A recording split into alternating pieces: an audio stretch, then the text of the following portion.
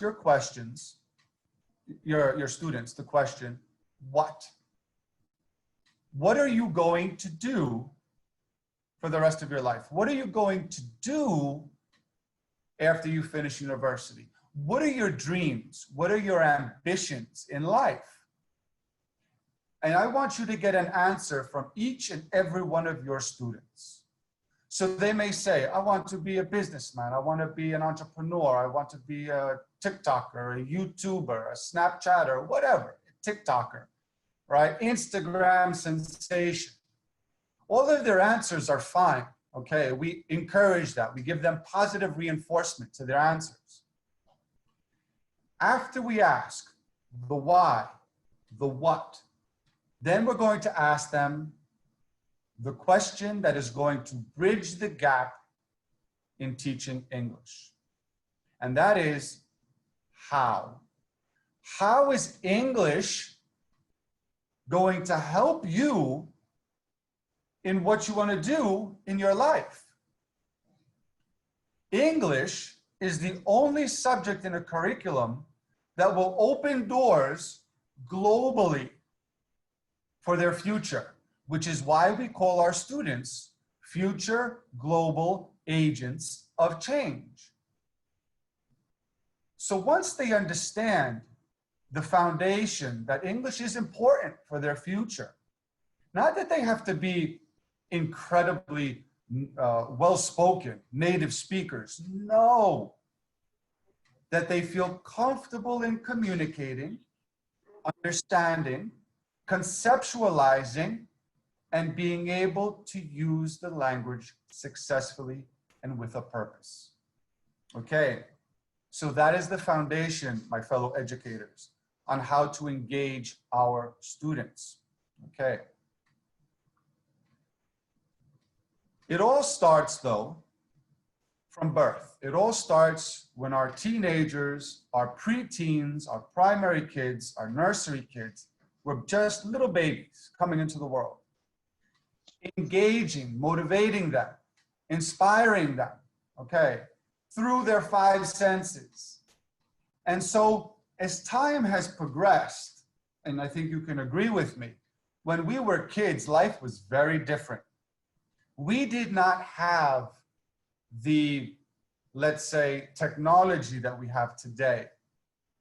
We didn't have what I like to call the disassociation from our friends, because now I've seen that technology is pulling apart the socialization aspect, the face-to-face, the coming together and communicating, which requires all of our senses, which is why in online learning, it is 10 times more difficult teaching than in face-to-face. I don't know if you agree with me. You can share your comments. You can write to me at any time during my presentation in the chat box. Okay, I will see it.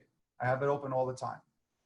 And that's the problem here. The challenge is that in online learning, our teenagers especially are just not connected, because they're connected so many hours in their day in personal use of technology for Roblox, for Fortnite, for Minecraft, for TikTok. I mean, they could spend hours on it. And then they have to also spend time on their computer with you and with me. So that's tiring for them. But in engaging them, we need to ask ourselves another question. And that is, can we connect with them? As you see here, can we connect with them on a different level? And I'm not talking about reading, listening, looking, watching, speaking, okay? Which is the percentage of teaching and using this here, as I'm showing you with my mouse. This is old school. We want our students to simulate, experience the lesson, be able to use schema theory, okay? Be able to use the language in real life. And in doing that, we have to be able to connect with them in understanding what is it that attracts them. So as kids develop, their interests change, their needs change, their likes and dislikes change. So we cannot say to ourselves, well, this lesson works for me, worked for my last year's class. It's going to work for this year's class. You have a different set of students. They may have different likes and dislikes. So you may have to use different examples, different connectors to engage them. In doing that, though, it means you have to know your students very well. It means you have to become more attentive to their social emotional development. What makes them tick? What makes them go, ah, the aha? What makes them look at you and go, oh, come on? Those nonverbal communication signs that they are giving you online in the video that you see, the cameras, face to face, that is a trigger that you have to say to yourself, oops, wait a minute. I have to change gears right away in a moment's notice. And in doing so, you are going to see a change immediately in their motivation, as you said, in their engagement, as you said. Okay. Now, we have to be fair to our students, right? I would like you all, and we're quite a few right now, I would like you all to please, come on, use those digits, use those fingers, and type in very quickly, what does fair mean to you? What does fair mean with your students?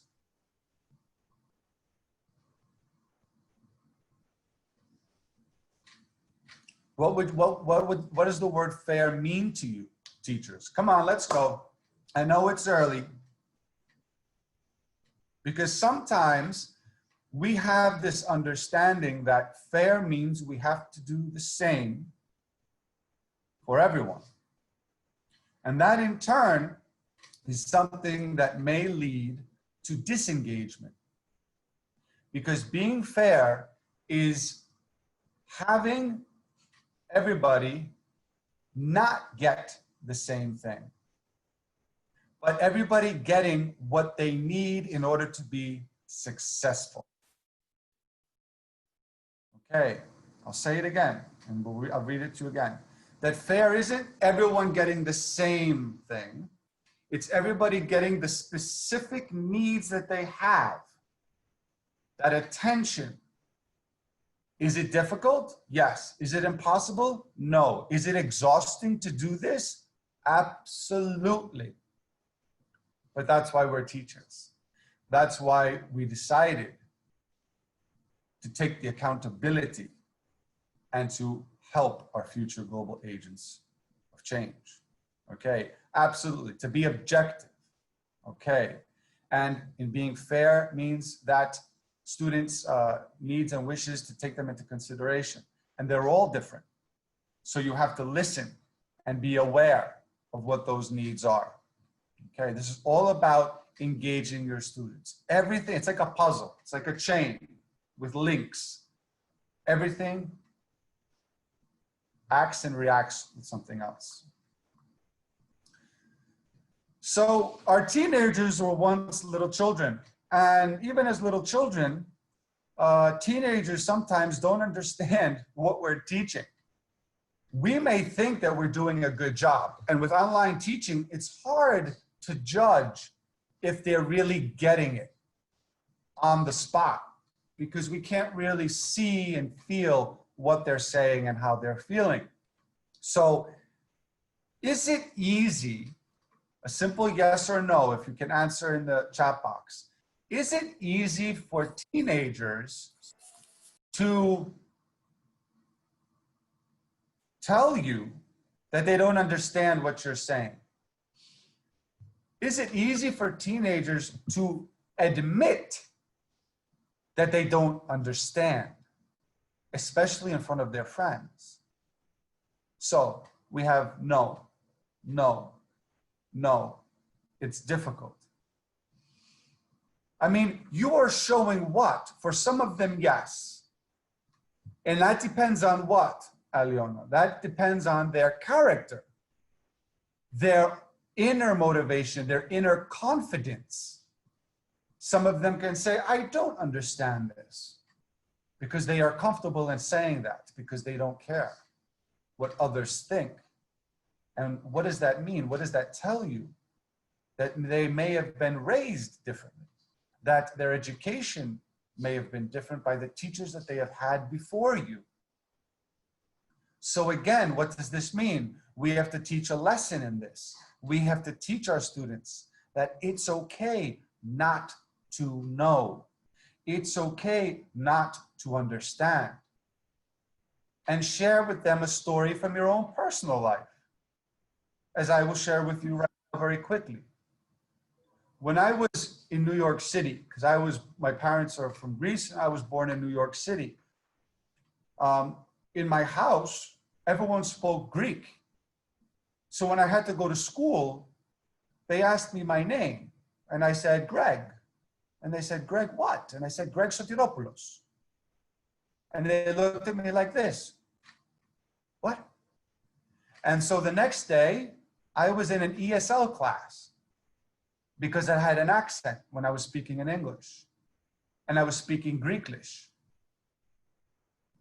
They didn't understand me. I didn't understand them. I didn't understand the lessons.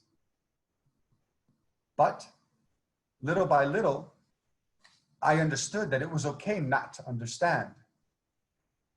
Someone writes their characters. Sometimes they don't want to put some effort in. Now that's different, right? That's this. Let me show you. Not wanting to put the effort in means that they give up too easily. Teenagers give up too easily. And why is this? You see, I'm giving you the psychological background of teenagers and why they feel like this. They have this feeling of giving up because they want everything made easy for them. They want to be taken by the hand in life. Well, not all of them, a majority. They want to be taken by the hand in life and being given the grade. They want to study as little as possible. A good grade. Another person writes, the challenge is to overcome the student's habit to say, I don't know. And this habit, Tatiana, as you say, habits and behaviors become routines. And so our children, as they're growing up, this habitual behavior of saying, I can't do it, I give up, becomes a routine, right?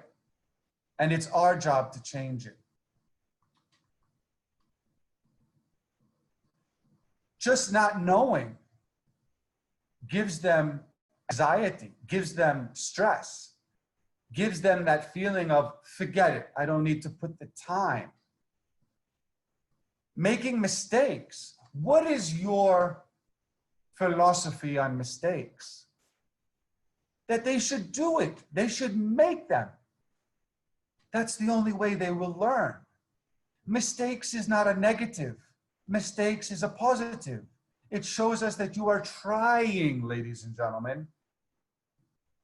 This is what we have to do. We have to calibrate our students' mindset towards education. It will be much easier to engage them and to have them to learn and conceptualize if we make these fine-tuning in our lessons and in our conversations with our students. Because our students sometimes look like this. And in looking like this, a lot is going on in their mind. So we cannot or should not let this go. We should address this. Mistakes have the power to turn you into something better than you were before. Okay. Students' mistakes are crucial as they show the areas to work on. That was an excellent comment. Thank you very much. That is so true. And it doesn't necessarily, it's not key to show them what they have to work on, but it's a key to help you to help them become successful. Because that being fair is you finding those needs that they have based on the mistakes, the limitations that they have, and working on that. You see, students, when they study, right away, what do, my fellow educators? When they study, they go and they study what they know, their strengths, because it gives them self-esteem. They say, oh, I know this, let me study this first, which is the incorrect way of studying. It's another habit that they have. They should study first, as you said, the areas they need to work on that they have made mistakes on first, put all of that fresh study habit into that, and then study what they already know. Students put things in the too hard pile. They give up too easily. There is no too hard pile in our lessons. And even though our students get frustrated, and they find sometimes that it is impossible to remember first conditional, second conditional, third conditional.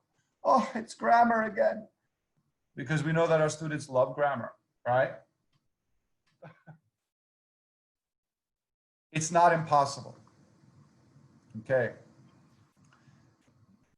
Their fixation with the grade, getting a grade, having them think that a C is good enough, even though you know that they can get a B. To them, this is acceptable. So what does that mean? That in their mindset, they feel that they cannot make it any better. And yet, we have to tell them that you can always better your best. You can always improve. So when a parent comes to me and says, Greg, my son got a 50 on a test out of 100. And I said, yes, that is his bench, his base mark. And it only gets better from there. What we don't want is it to get lower. And in the next test, he gets a 55. And the parent comes to me and says, what did you do? You haven't done anything for my student. He still is not doing well. And I asked the parent, in whose eyes is he or she not doing well? In your eyes? Then that's wrong. That's a wrong perception. In my eyes and in his or her eyes, because I have spoken to them, if 50 was the base and they have gone to a 55, they may be failing, but they are improving, because I want them to fail again, but fail better. And in doing so, they are improving their grades. Okay. Fail again, fail better. This is how we engage our students, ladies and gentlemen. Okay. Because too many times is the finger pointed at us. And in education, in our jobs, the relationship, the interaction that we have with our students is 50-50. The accountability is not just on us. It is also on them. Okay. All right.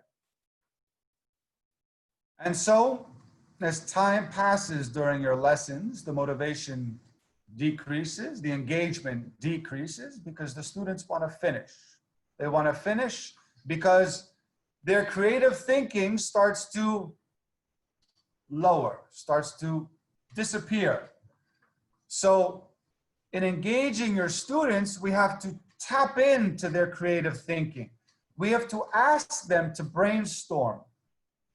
We have to encourage them to think outside the box. We have to encourage originality, authenticity in a lesson. in a unit, in an activity. Do not give them everything, ladies and gentlemen. Give them the seed and let them take that and work on it. Now, many of you will be saying to me right now, but Greg, they just don't want to.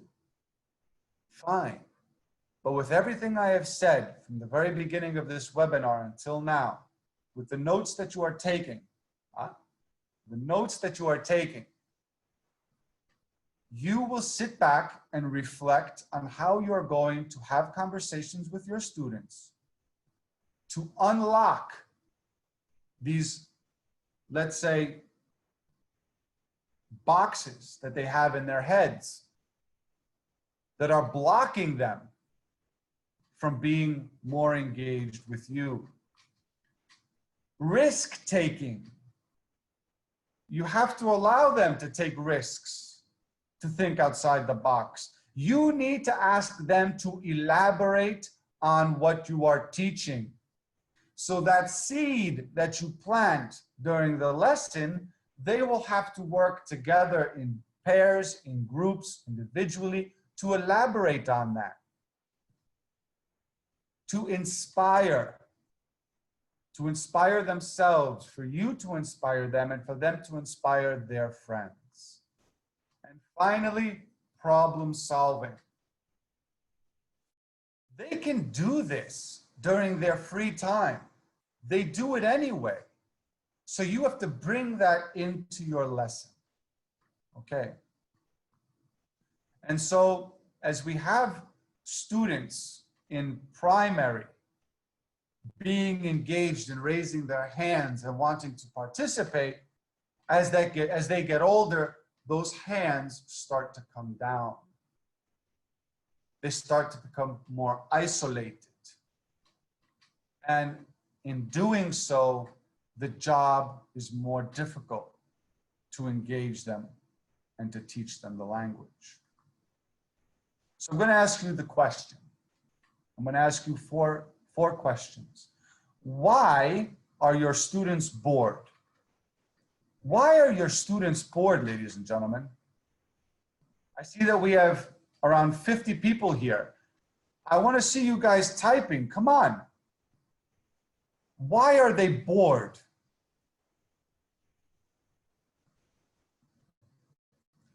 Someone writes, take the focus off each of their activities being assessed, receiving a grade. You want to know something, Tatiana?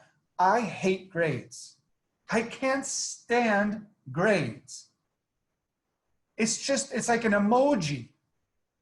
To me, it's about growth. It's about performance. It's about praise. It's about showing them where they began, where they are now, and where do they want to reach? What goals, what targets do they want to reach? And if they reach those targets, then they are successful. To me, an A does not mean you're a great student in English. It means that you can study hard and you're very good at studying, very good. But that's my own personal opinion, okay?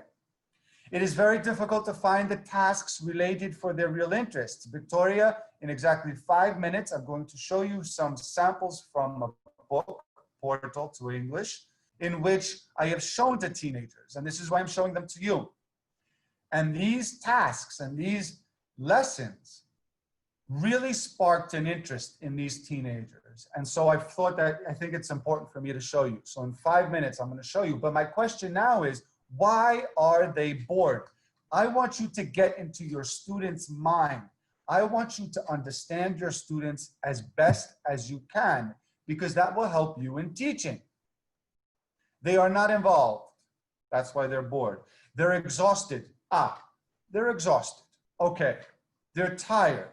I agree with you, because they're online all the time to learn, and they're online all the time for social media. So then my next question is, why are they irritable? Why are they angry? Why are their emotions like fireworks? Why? Why is there a lack of concentration? Why is there low productivity? by our teenagers. So, oh, sorry.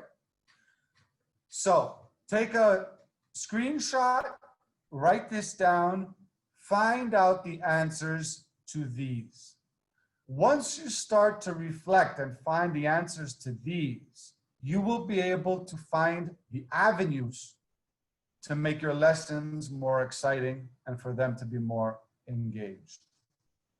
Okay, boredom, irritability, lack of concentration, and low productivity. Variety, the very spice of life, and that gives it all of its flavor. You see, in life, if you have a variety every day in your life, in what you do, in your routines, in your habits, that gives it flavor. So then my question to you is, what flavor do you give to your lesson?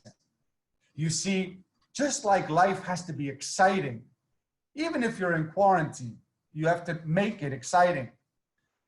You have to make your lessons exciting for your students and give it variety. So in doing this, I was thinking of the course book Portal to English for teenagers. And why am I going to show you some examples? Because, okay, I just explained to you for 25 minutes the philosophy and the psychology behind some things that we have to do to engage. Now I'm going to show you some practical ideas. So in doing so, thank you. So someone just wrote, great title. So right away, Portal to English. You show your teenagers this book. Let me go back for a moment. And the first thing you're going to ask them is, what do you think of the title? What is a portal? What does it mean to you? What do you think is happening here in this visual prompt right here? So right away, you are intriguing them, trying to engage them. In doing so, you have to have a lot of components available to you, all right, to use with your students. So the components that we offer are students' books, full color workbook, grammar book, companion book, student CD-ROM, and a lot more. But I'm not getting into this because it's not a commercial presentation.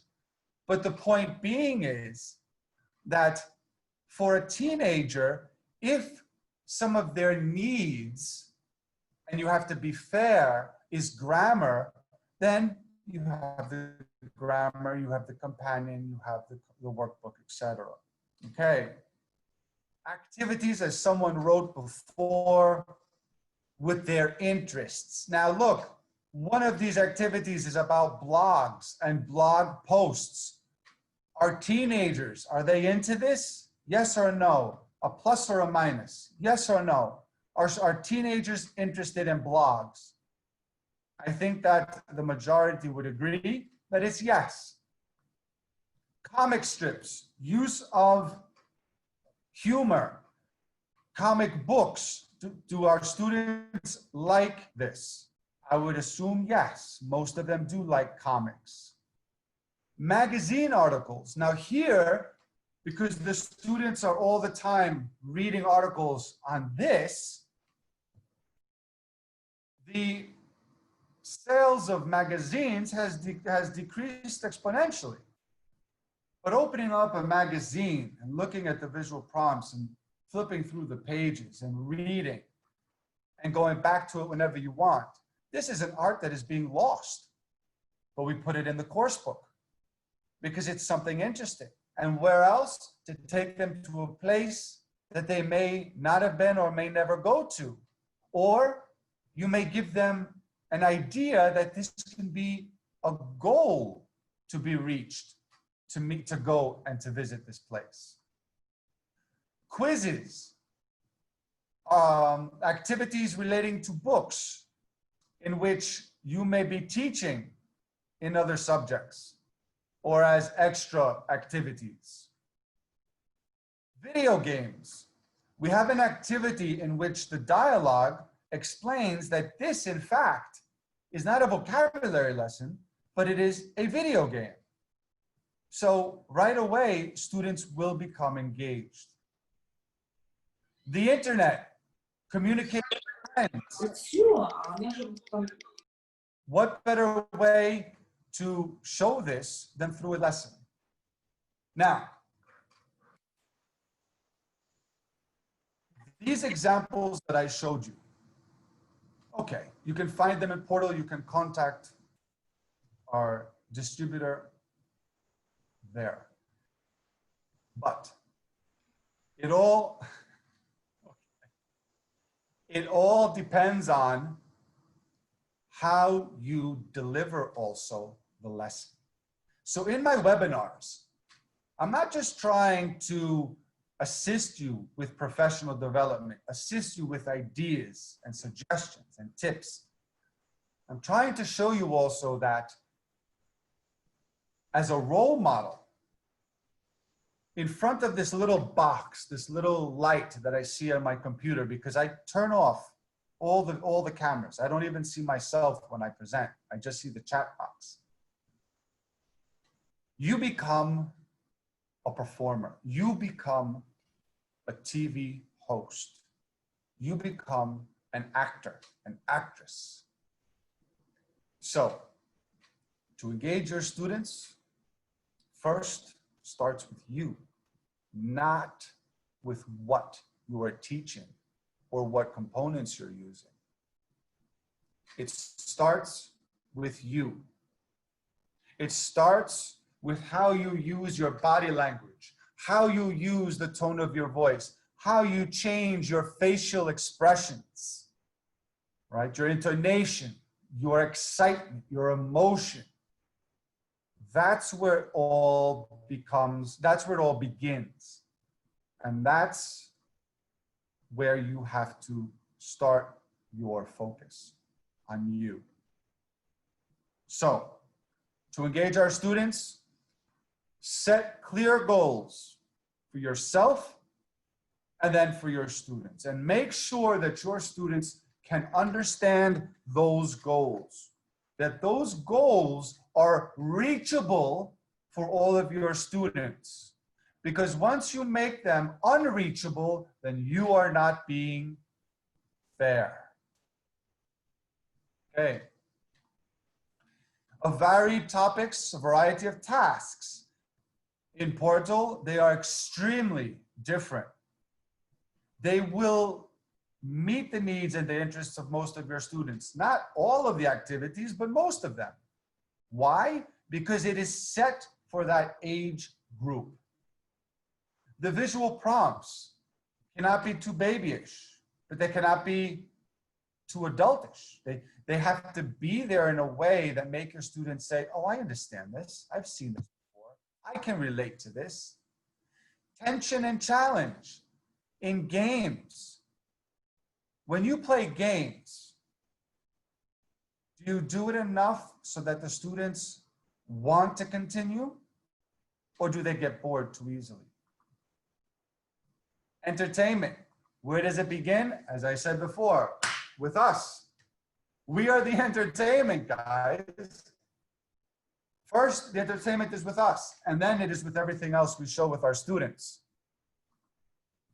Personalization, so that the students are able to connect with what they are learning in the activities, in the units, in the books, in the examples. They will be able to do this. And open-ended cues. That is, we giving the students some comments, some questions, some direction, and then leaving it open for them to take it and to work on it and to become autonomous, independent thinkers, independent learners, independent future global agents of change. So, my fellow educators, as Dr. Seuss said, today you are you that is truer than true. There is no one alive is youer than you. And so, our students are all unique in their own way. You teach in your own authentic manner. Make that connection from your authenticity to theirs. As educators, we are charged with creating the conditions where every child has the opportunity to flourish. It's our moral imperative to ensure they have experiences that nurture their academic, social, emotional growth, and development. And this is what we're going to do. Someone just wrote, entertainment can be exhausting online. Let me tell you, I cannot agree with you more that I have traveled the world. I have presented in front of thousands of people at a time. I finished the presentation and I'm fine. After doing a webinar for 45 minutes, I am exhausted. So I agree with that comment. Ladies and gentlemen, I want to thank you wholeheartedly for your time, for your patience, for your dedication, for your inspiration towards our students. Keep learning, keep sharing, keep inspiring. And I hope to see you again in the future.